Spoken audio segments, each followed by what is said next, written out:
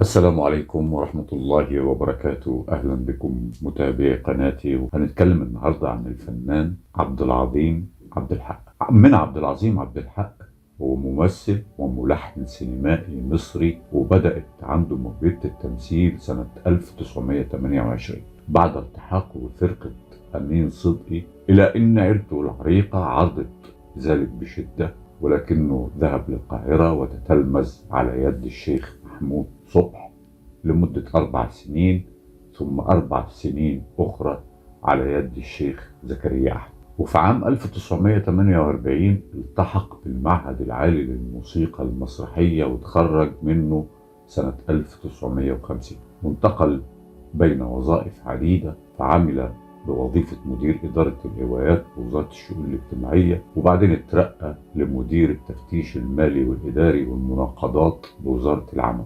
ولأنه ما طقش الوظيفة الحكومية استقال، وبدأت علاقته بالفن من خلال الموسيقى. لحن أغنيات تحت الشجر يا وهيبة، واحدة ما يغلبها غلاب، وحط موسيقى مسلسلات هارب من الأيام والضحية والرحيل والسقي، وكمان أغنيات للعديد من الأفلام.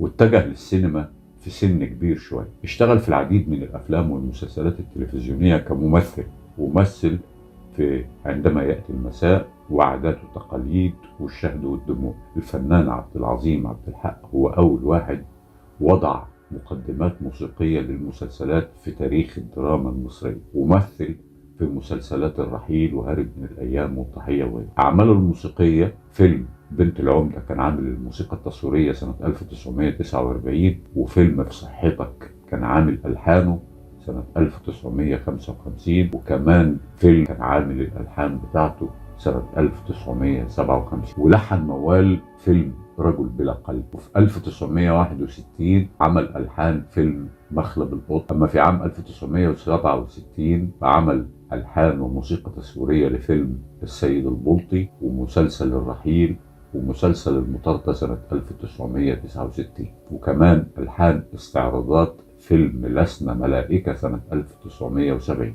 عمل ألحان وموسيقى تصويرية لمسلسل الجنة العذراء سنة 1970، وألحان فيلم الأضواء عام 1972. أما في عام 1977 فعمل ألحان وموسيقى تصويرية لمسلسل اسمه قرية الرعب. وفي 1979 عمل ألحان مسلسل فارس الليل التائب ابن عروس. وفي 1983 كان عامل موسيقى التتر بتاعة مسلسل الرجل والطريق، وعمل ألحان مسلسل الجزار الشاعر سنة 1983. الفنان عبد العظيم عبد الحق شارك في أكثر من 90 عمل فني كممثل وأعمال فنية متنوعة، منهم فيلم تحت سماء المدينة، فيلم آخر فرصة، فيلم تنبلة السلطان، فيلم خان الخليلي، فيلم ثورة اليمن، فيلم السيد البلطي، فيلم حواء على الطريق، فيلم أرض النفاق، فيلم يوميات نائب في الأرياف وكان عامل دور الشيخ عصفور في الفيلم، وفيلم حكاية من بلدنا، وفيلم لمن تشرق الشمس، وفيلم ابتسامة واحدة تكفي. وشارك في مسلسل الشهد والدموع الجزء الأول، كان عامل شخصية المستكاوي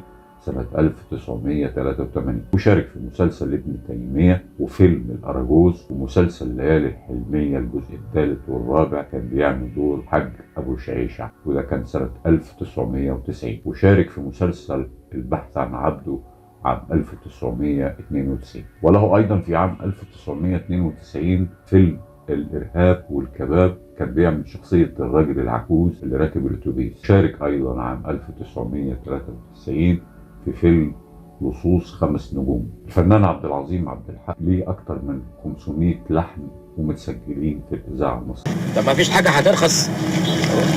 حاجات كتيرة هترخص وتبقى بسعر التراب، أنا وأنت والأستاذ وحضراتهم أجمعين. خليكم في اللي انتوا فيه، ربوا العيال وروقوا نفسكم ليلة الخميس، ويوم الجمعة اتوضوا وروحوا صلوا، وكفاية عليكم الدعاء ورا الإمام. جاتكم 60 نيلة. الفنان عبد العظيم عبد الحق تاريخ ميلاده كان 1 يناير عام 1905، وتاريخ وفاته كان 3 فبراير عام 1993. كنا نتحدث عن الفنان الراحل عبد العظيم عبد الحق وممثلين زمان ونجومنا الخالدين. أشكركم والسلام عليكم ورحمة الله وبركاته.